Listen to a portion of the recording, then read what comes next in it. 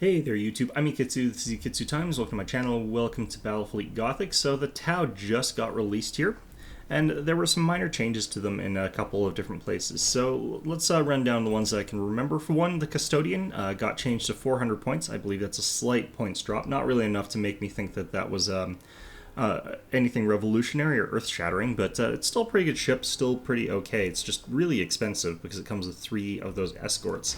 For auxiliary ships, they removed the ability to take the water cast, so Demiurge Stronghold still about the same thing there. Demiurge Bastion still about the same thing. Crew War Sphere got a much faster recharge on its sprint gauge or whatever it's called. So the Demiurge Bastion is still the one I would take in this format. So we'll click on this, but we'll do it like this for a second here. But as you can see, we can no longer do favors. They removed the ability to take the water cast with these guys, so we are stuck with just the basic versions of these ships, which is a bit of a shame. But in ranked, I guess it does save you some points there. The other thing that they've changed here, the Seeker missiles, they deal 1 damage every 3 seconds rather than every 1 second per turret. I was telling them on the survey they sent out that I would like to see them deal 1 damage for every 3 turrets every second, but this actually works out to be about the same. So this works out quite nicely. We'll see if it's still a little bit too strong. It might be. But other than that, this ship is pretty much the same. Yeah, it's still a shame that they can't have crew, but it works out okay. For cruisers, we still just have the Tulku and the Orla. Unfortunately, the Tulku still feels like it's just better to me. The Protector of Orla has, of course, the heavy ion cannon batteries, which gives it 3,000 extra range, but it's got the weaker Prow heavy railguns. 2 damage per second compared to 3. Less overall critical chance because this fires 2 shots at 3%, so this is actually quite a bit more likely to crit. So even if you're at the 9,000 range, because the twin heavy railguns, it deals more damage just because it's got 2 of these on it. So I feel like this is still the much better ship there. We're going to go ahead and add them. I mean, if you really wanted a Lance Carrier fleet, Tau are probably not the way to go. They just don't have very many ships that are loaded down with ion cannons, and it's a bit of a shame that that's the case, because that would be an interesting variant if there's just a ship that had nothing but ion cannons on it.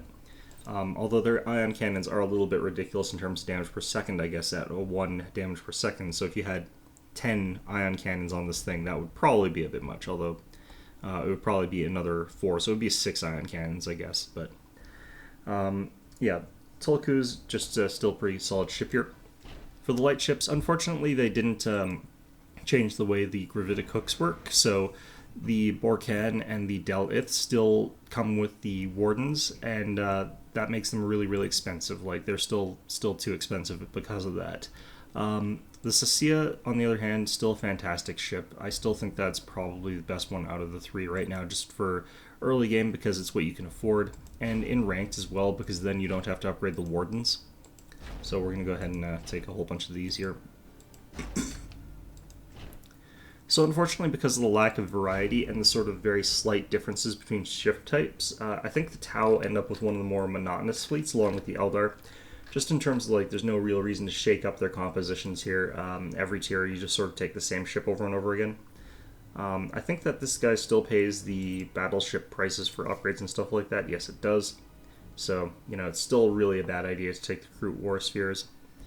It would really be nice if the Crew War Sphere didn't cost what it costs, but, oh well. There we go. Or they could even have given it, like, actual battle cruiser upgrade costs. That would have also made sense. I think that would have been fine, but as it were.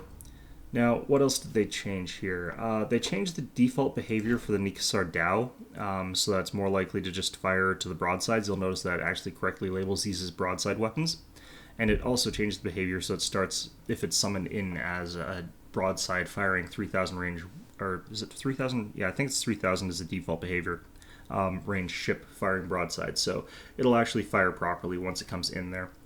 Still has the Starborn trait there, which is still really nice. They also added in the UI interface thing for the messenger tracking system. The system can retry a failed defensive turret's accuracy test against every ordnance, and the effect is shared with every allied ship in 3K range. So basically, you get to roll twice for your point defenses against torpedoes and stuff like that. Very, very nice effect there. It doesn't, as far as I remember, stack with the Custodian, which also has that effect. So Not sure if it is shared, but I'm pretty sure that that's not. Custodian, of course, also is just a really, really weird ship. It has lots and lots of these strange special rules. Either way, though, so I think that was everything that got added in terms of special rules or balance changes. The next one is, of course, we go to Watercast. No longer has that additional clause about working on auxiliary ships, because it doesn't. And the Earthcast Railgun doesn't deal as much damage anymore. It does 90 damage instead of 100. So they only dinged its damage by 10, so it's still pretty strong. They also changed the auto-fire behavior of it, so it will only fire if there's an enemy ship lined up with it. So it's not going to just fire off into the void like it did a lot of the time when I was using it. So that's good. Either way, though, I think that the Tau pretty much function a lot similarly to the way they used to in the beta. I don't think that there are major shakeups or changes as to how that works there. Going to be interesting to see how they get played and how that pays out, but yeah, I think for now, like, I might try a Watercast spam fleet, see if that works out, but I still think that the Earthcast is probably a little bit stronger, but we'll see if the extra renown that you get is going to be worth it, because you don't pay as much in renown for the Tau when you're going Watercast, because you don't get that extra upgrade. So it's not exactly a good thing, but... Alright, which of these is actually important? I'm thinking that actually we do want the repairs, because the ships that have lesser hit points, it's more important to have them have more... Alright, more repairs. Alright, so repair drones.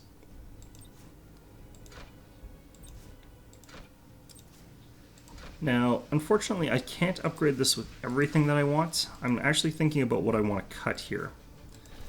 I actually probably want to cut the auxiliary shield capacitors, because I think that almost every time the increased duration and special orders is just so much stronger than pretty much anything else.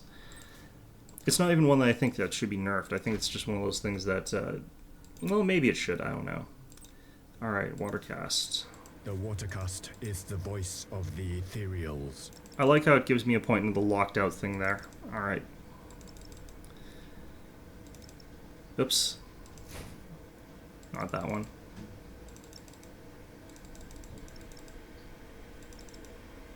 Alright. And, yeah, I do have to wonder, like, if I should probably also make sure that I upgrade the Niksar Dows then if I'm doing this, so let's go ahead and figure out what we want to upgrade these with. These guys actually have a considerable amount of shields. They've got 200 shields. So they would do well with the auxiliary shield capacitors. They do really well with special orders, so I think that's a good one to give them.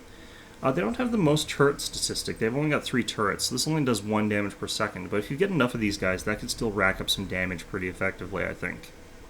So we're going to go ahead and actually pop that on there. And we could drop this and get extra turrets so that they're up at 6 turret value, but I think that that's going to be fine as it is, so... Alright. The nice thing about this is, like, it means that my opponent can't get close to my ships, but they also can't fight them far off. They have to sort of be at risk no matter what range they're fighting at. That's why I like this combination of upgrades. And it also means that my ships are pretty durable because of all the repair drones. But it means that I also can't win, like, a long-range artillery fight, like I could if I was using the Earthcast. But the Watercast is the voice we'll see how this goes. Ethereals. I think that if people were using, like, enough Nova cannons, they could really shred this composition apart, like, really, really badly. Alright. The Watercast is the It takes a voice long of time to the level up all these ethereals. ships like this. But, it's probably okay. Once you sort of get into the groove of things, it's kind of therapeutic. But, yeah, no, I think I'll cut here and get back to you once we've leveled up our fleet. Alright, and we are back. So you can see that we've got a very heavily upgraded fleet. Very, very few options are not upgraded. And this is because our auxiliary ships don't cost battlecruiser amounts to upgrade. And we don't necessarily need our battleship that heavily upgraded, so it's only got a few as a sort of reserve if I need to bring it in, and it's being used as a dedicated carrier platform. Still has the energy shield, but the the adaptive deflector. That's just as an in-case sort of measure to defend it. But yeah, the XB-46 Vanguard Void Battlesuit is pretty good on the Custodian because of how many bomber waves it gets, by contrast to other ships there. So like the 6 Ordnance Launch Bay, that's pretty ridiculous. And that makes this a good defensive or persistent carrier platform. The only problem is that it brings in Wardens, and the Wardens are unupgraded, so that's a little bit unfortunate. But other than that, like, this is a pretty great carrier platform that just fires off tons and tons of ordnance, able to sort of get that off there. So let's go ahead and search for a fight here. Our bastions, our Demiurge bastions here, are designed for us when we're up against somebody with really heavy close range firepower, like Space Marines or Orcs. It's going to be used to sort of be a tank, to tank out a lot of damage, and to zone out the enemy with the gravity wave projector. Sort of push them away, keep them away from us, and we've got Protector Tulkus here. They've, of course, got the repair drones and the auger stuff, and we've got lots and lots of these reinforcement Niksar Dao abilities here, so pretty powerful ability when you've got upgraded ones. I switched this over so that they've got the improved auger array rather than the improved shield recharge. But yeah, Seeker Missile comboed with like advanced cogitator linkages. Just brace for impact, get these guys in the middle of the enemy, and they're probably going to do some good damage. But yeah, you'll notice that this fleet doesn't really have improved auger arrays, so what we do is we wait until we have the Niksars if we have to. If our opponent's trying to play evasive, if they're trying to play sneaky. And once you get a couple of these frigates in, or a bunch of those frigates in, we'll be able to sort of see more clearly where the enemy is without having to use that upgrade slot on these Protector Tulkus or whatever. And of course, if they are trying to stay at long range, it does actually make sense for us to just hide until we get a whole bunch of Niksar Daos, and then we use those Niksar Daos in addition to the rest of our fleet, because they're pretty powerful. Like, they can deal pretty good damage. So you wouldn't want to actually camp necessarily against this sort of Tau fleet, and you definitely wouldn't want to just fling torpedoes at them from across the map, because I just hit the repair drones every once in a while, and all my ships stay at full health. It's typically what ends up happening. So let's see if we can't get ourselves into a match here, though, and hopefully that will be pretty good. Now, I could have gone with just Wardens, but you don't get them from the reinforcements, so like I'll end up having 3 unupgraded Wardens from time to time. I don't think that they're a particularly great ship, but there's nothing wrong with them either. It's just I find them so fragile that they blow up immediately. If I want a fragile ship, I actually prefer the Messenger because of the special ability it has there with the counter to ordnance, which especially works well with the extended range on the ordnance interception that the Tau ships get, because you can get in this really advanced network of anti-torpedo stuff without having to rely on fighters. Makes it really hard to deal with them from time to time. The one problem I'm probably going to run into here is if my opponent decides that I need to do an attack or something like that. Oh, it's a cruiser clash. Okay. Well, I'm okay with that. Why did all my ships sort of put themselves out of order here? Right. Well, whatever. I forget how many I can afford here. There we go. And then unfortunately we have to get just a messenger, but a messenger's fine actually, I don't mind that. Alright, so we've got 5 ships here. We're up against Lone Wolf 010, and he's playing as the Space Marines. So it's a little bit of an odd choice, but we'll see how that works out for him. I feel like the Tau don't have a ton of really, really, really good armor-piercing ships, but the ones that they do have are pretty potent. Alright, and we're going to go ahead and pick the Montka, because my opponent is likely to try and close the distance pretty quickly. And this will give me a chance to blow up some of their systems, so.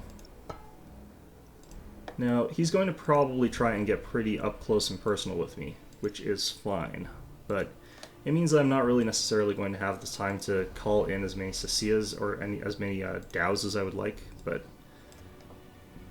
let's go ahead and make the Manta Bomber the default. Let's make that autocast. And we're going to need one of our ships to fire off its recon beacon. We've only got one recon beacon. This was a horrible mistake. But, oh well. Alright, let's go ahead and hit ready here. And we are going to need to launch our Barracuda fighters just in case he's sending out a lot of torpedoes. Oops. Alright, so let's send that ship over there, and this ship over here. It's not paying enough attention. Okay, I've got 5 ships to destroy. What could that possibly mean? My opponent could be doing a smart thing here. He could be focusing his ships on flanking maneuvers rather than just relying entirely on the battle barge. The ethereals guide us. Because if you just rely too much on the battle barge, I can just point all of my ships to it, like, direct front facing and tank through a lot of the damage, other than, of course, the ridiculously powerful bombard cannons, which will go straight through my armor. But it would still be pretty hard for that Space Marine vessel to fight this, I think. How may I serve the Tauva? Although I have seen, like, honor the teachings Space of Marine ships just completely crush Tau ships. I've done it before myself, so... Gravitic drive engaged. I might sacrifice my messenger. Core L ready. The Tauva shall prosper.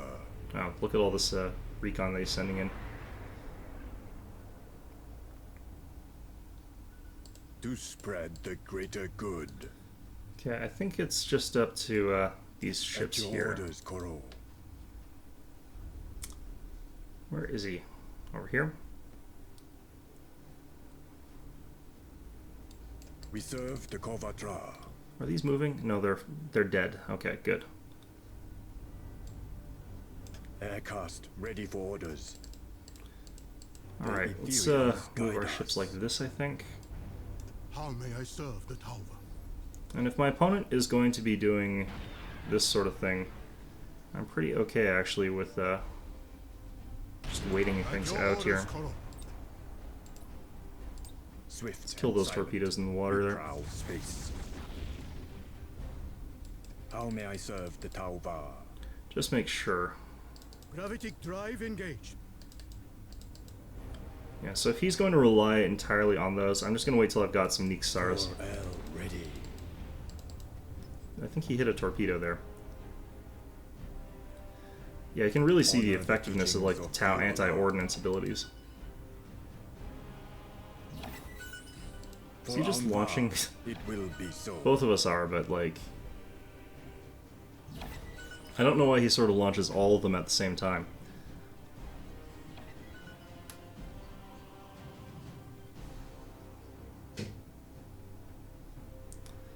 Alright, either way.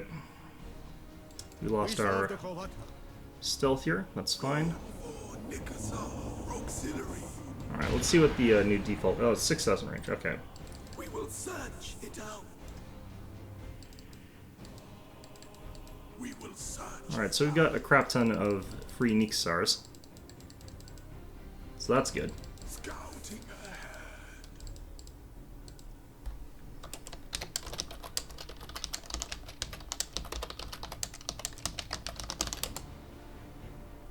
Down on the move. Alright, so let's see if that causes him to actually do something.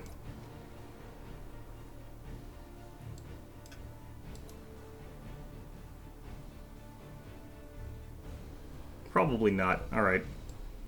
At your orders, Koro.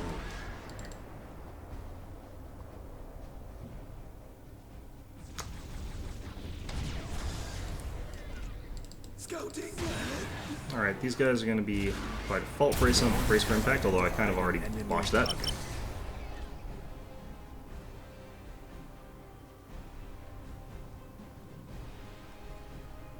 Drones have identified an enemy target. I like how it just was nice enough to tell my opponents, like, if you do this, you're going to lose.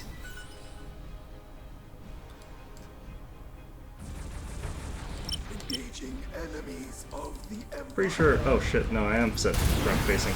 Shit. That's supposed to be different than that is. Alright. Scouting ahead.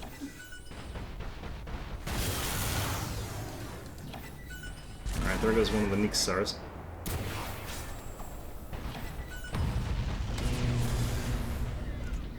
Set this to 3,000 range. On the move. Restore the Earthcast's construction. Alright. Aircast ready for orders. So we're dealing damage pretty slowly to these Space Marine ships here, honestly. I'm going to hit repair on that ship just so that it doesn't end up in a bad state there. Let's go ahead and hit brace for impact as these guys get closer. How may I serve the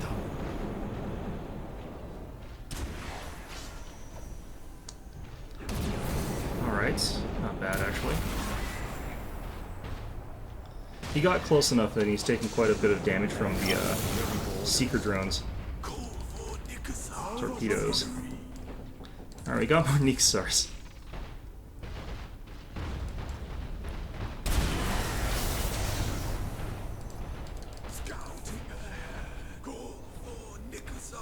Alright, we took out one of his ships there. This is kind of ridiculous, actually.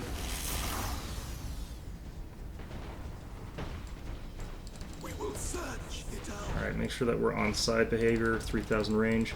Let's go take out the strike cruiser here. Am I using repair drones there? I am, good.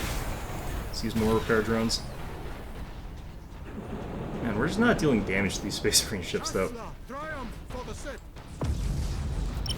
Strike the killing blow. The nice thing is, like, the more of these Niksars that I get, the more damage I deal from the ridiculous things that I've got going here. So my opponent completely misplayed that. Like, this was really, really bad play. But this sort of formation for, like, the Tau, I think is super, super good. Get the Dows after these guys here.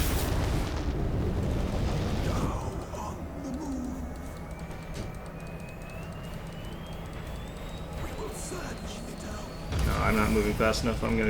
He's gonna get away. Yeah.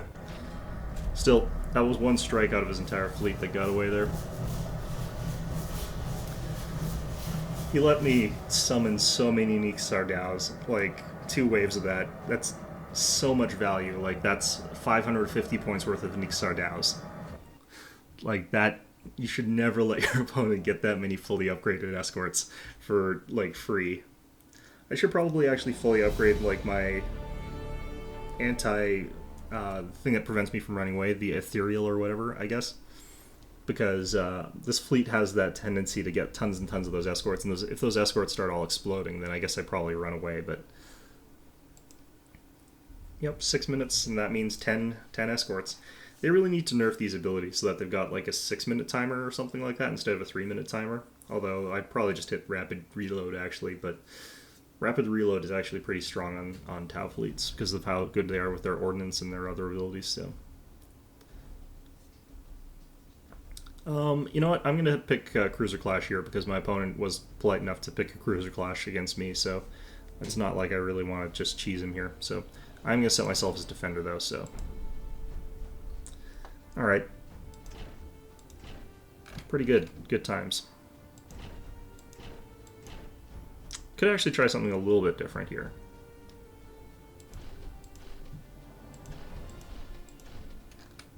I could try like the Demiurge Bastions, but you know, no, I think that what I took was pretty effective.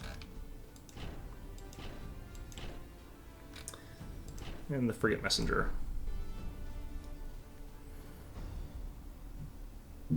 Same reason that you don't like sit back against the Imperial Navy if the Imperial Navy's like lobbing long-range artillery like torpedoes and stuff like that at you, and then suddenly they just get a whole bunch more escort ships. It's like, why did you just let him do that? Like, there's no reason. Just go in and fight.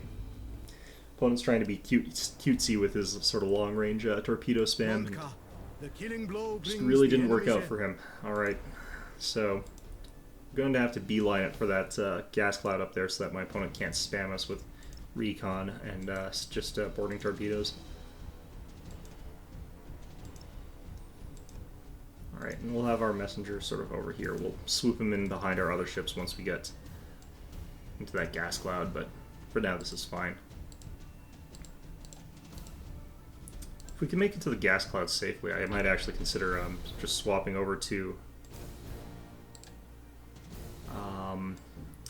rapid reload.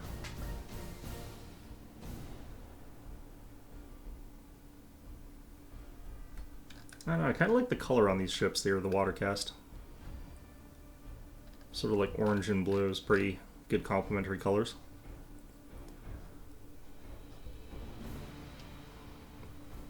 I should probably have been targeting systems in that last fight, but I guess I didn't really need to. I don't know what I would target against a Space Marine ship.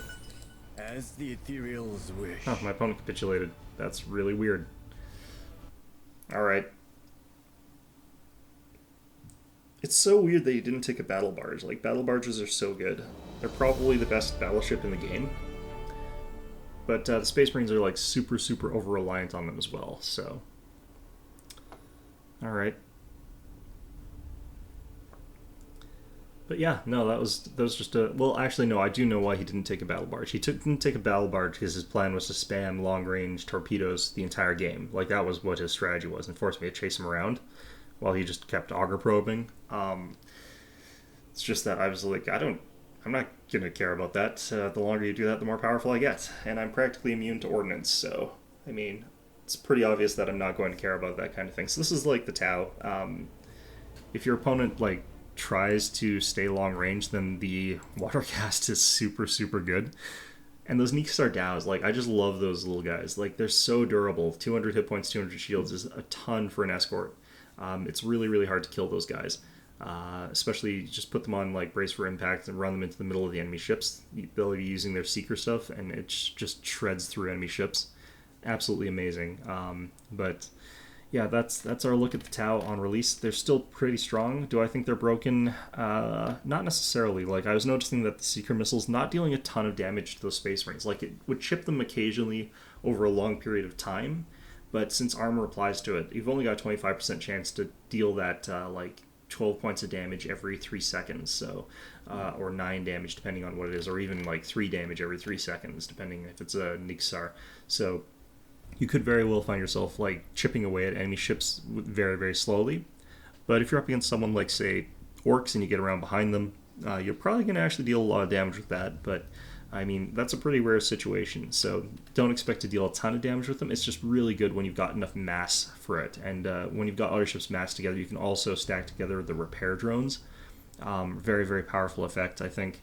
Very hard to deal with. So it's just going to be a case of people figuring out probably that Nova cannons counter Tau is my suspicion. I would definitely guess that if you had like 4 Dominators or something like that, you could really easily kill the Tau. If you're playing as the Orcs with the Blood Axes, you could easily kill the Tau. I think that there's probably answers for other factions. I think Eldar actually just Pulsars can easily wipe out a Tau ship, but they have to act pretty quickly. Not really 100% sure what Chaos would do against Tau. I think Chaos would actually have a really hard time against them because their ordnance isn't going to work. Maybe the long-range lances. I think that they could do it pretty okay with long-range lances, but if they get seen, then the Tau are going to obliterate them. So, and even then, like, if the Tau like hide in a gas cloud or something like that while you're trying to do that, then you either need to get close enough to drop a recon beacon, which is close enough for them to recon beacon you back, or you need to just like wait until they've got a million Niksar Dows and then get wrecked by those. So it's not really, it feels like a lose-lose sort of situation fighting these guys sometimes, but I think that certain factions are going to have a really easy time with it, and I think that other factions maybe a little bit of a harder time. So we'll see how it goes. Anyway, I hope you found this video enjoyable, and of course, as always, I hope to see you all next time.